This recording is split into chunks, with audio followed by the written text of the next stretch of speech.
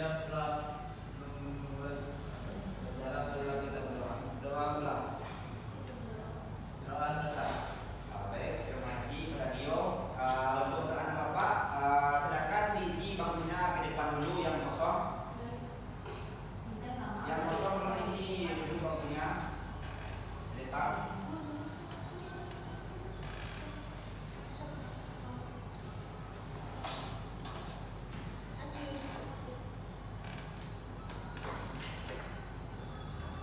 Isi di depan dulu.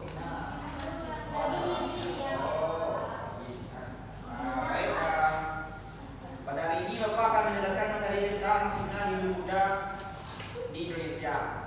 Apakah anak Bapak tahu maksudnya Hindu Buddha di Indonesia? Siapa yang bisa menjelaskan?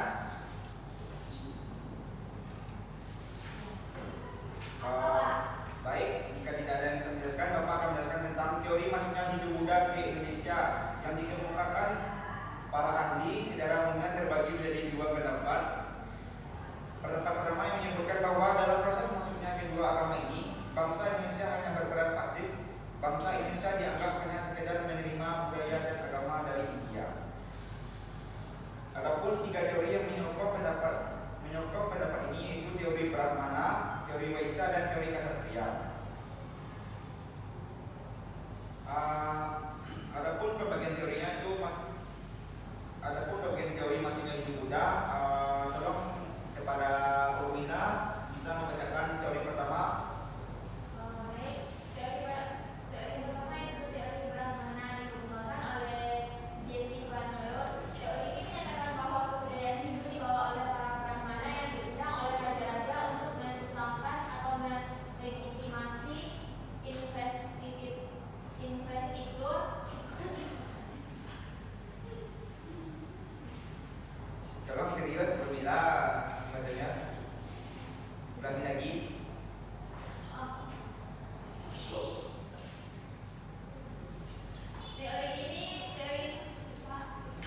Teori ini pun dapat ditambah karena raja di Indonesia. Tolong serius Urmina.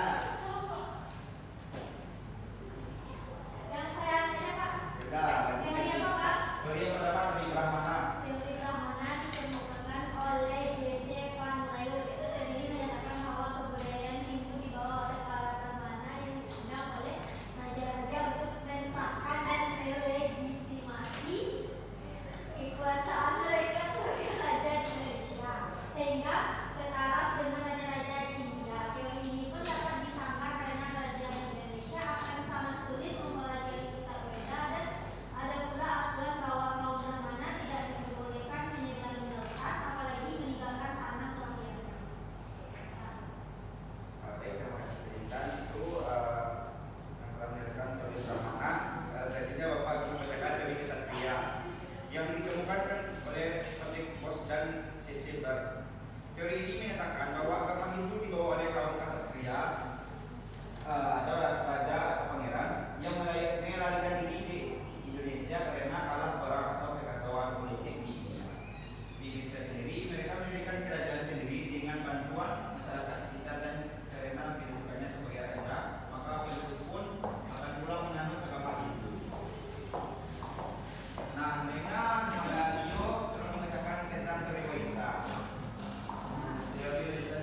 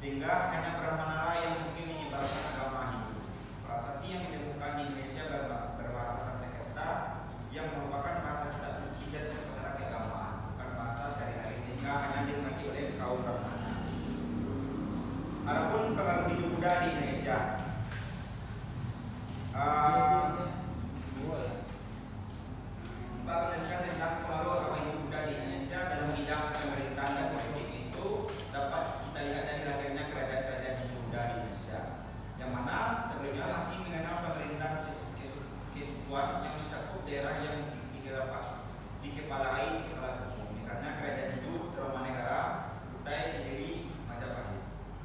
Mudah meliputi kerja sebidaya. Kedua adalah bidang agama, yang mana sebelumnya masyarakat menganut kepercayaan animisme dan dinamisme, misalnya melakukan pemujaan pada arwah nenek moyang dan melakukan benda-benda, berubah kemudian dengan berakulturasi Hindu Buddha, misalnya adanya upacara keagamaan Hindu Buddha.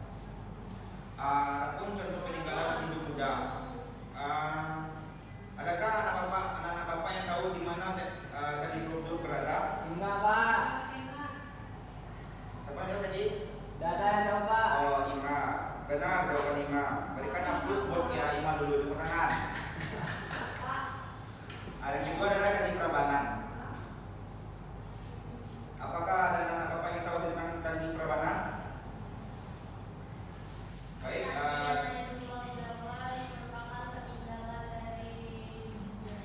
Ya benar. Dan Candi Prambanan pun adalah candi yang terbesar di dunia.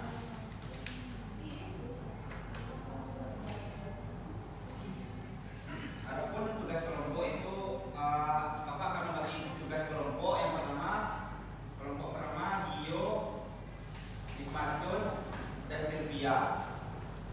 Yang ketiga Widya, Vina, dan Intan. Yang terakhir Urmila, Haifa, dan Salsa.